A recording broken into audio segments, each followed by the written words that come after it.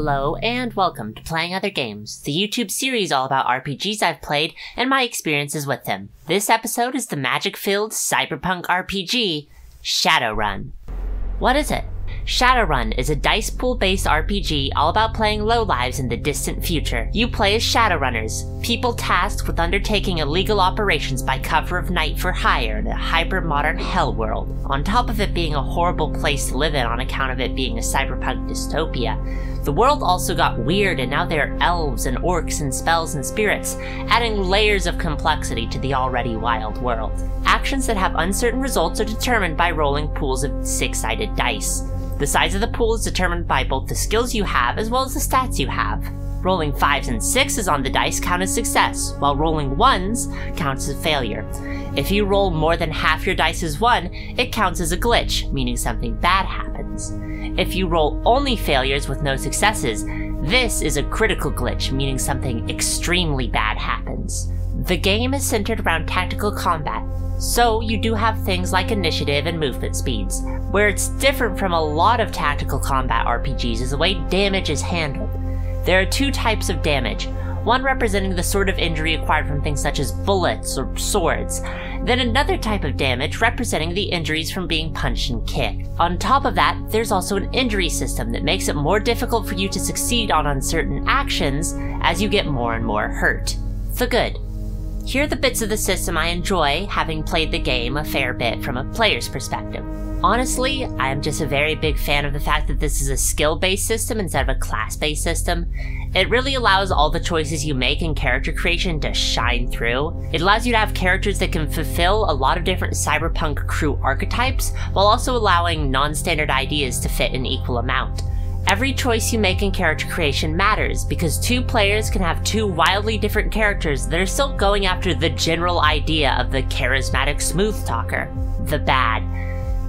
There's a lot in this section, so buckle up. For me, a fundamental problem with this system is the dice pool and making checks with it. While I do not think dice pool systems are inherently bad, I think the system gets way too large of a pool for it to be a quick and easy experience. When I was playing, I was regularly making checks of 14 six-sided dice. That is way too many dice being rolled for my taste. Not only can I not fit 14 standard size d6 in my hand, but also having to count up the results of all the dice, making sure to count the successes but also the failures. On top of that, there's also a maximum you have on attributes in this system, making it so it doesn't matter how many successes you got if you got over this amount, making it feel like a waste of time to even have rolled that many dice. While this isn't a massive amount of time spent, in situations where lots of rolls are being made, this adds up very quickly. A situation where the game being slow shines through is in combat. Combat just feels bad because of how slow it is, and that is something that is very much a problem in a system selling itself on cyberpunk action and violence. A prime example of this is firing a gun at someone.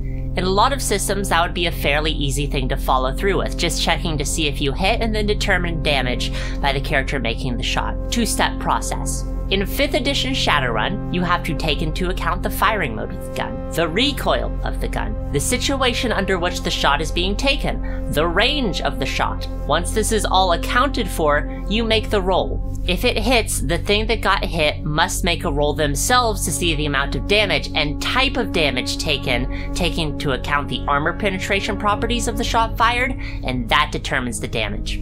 That was an incredibly condensed version that doesn't go into the full 16-step process. Firing a gun is one of the most common actions in combat, and it is by no means the most complicated. Also, keep in mind that I only described range combat. Shadowrun 5th edition has 3 other types of combat, including melee, astral, and cyber combat. This is a problem that continues for the rest of the game. Every single aspect of it seems like its own totally different system, that while all using the same basic skills and attributes, leads to radically different rules, all complex in their own way. I understand the desire for everything to be complex and mechanically relevant. Every single rule here makes sense in isolation. There is no single problem with combat. I think this would be an amazing game to play as a CRPG, where all the math is handled for you, but at the table, actually fighting becomes a chore. And speaking of computers handling it for you? Character creation. I know early on I complimented the system for its character creation and how freeform it is, but it suffers from the same problem that every other aspect of the game suffers from: over-complexity. I have not been able to make a character by hand. I have tried, but I have failed. Following through with the book didn't help. To actually make a character with this system, I needed to use a fan-made program to actually do it.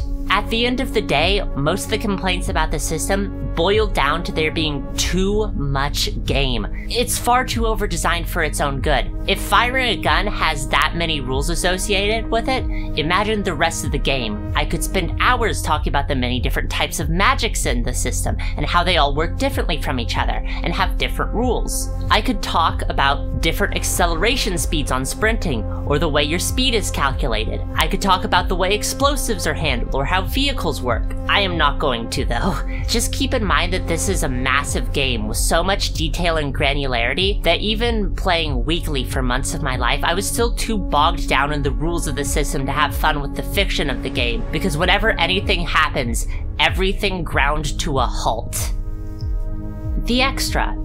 Here are the bits that aren't inherent to the system, but I feel like mentioning. Firstly, the personality of the core book. Rules books are more often than not manuals. It just makes sense. But some personality or flavor is welcome to stop the book from becoming the driest possible thing. Shadowrun takes this to extremes. There is an excessive amount of in-world fiction before you even get to the rules, and to top it all off, all of the rules are explained to you as if they were being told to you by a cyberpunk from that world. It has the perfect voice of a tough guy attitude that can only come from being written by a nerd who isn't tough and makes RPGs for a living. It makes the core book a pain to read through. All of this being said, I cannot get this game out of my head. The universe it has created has me hooked. I have gone out of my way to hack other games I do really enjoy into running a Shadowrun game, because slinging spells while a hacker helps is just such a fun bit of storytelling to take part in. The world is still really cool and fun to explore, even if it bears the weight of having lore that started 30 years ago. Closing thoughts. I think it's worth it to buy the source books and such for the game, but outside of that, I cannot really recommend 5th edition Shadowrun. There are plenty of different ways to get a Shadowrun style hit. There's Shadowrun Anarchy, put out by the people who make Shadowrun proper.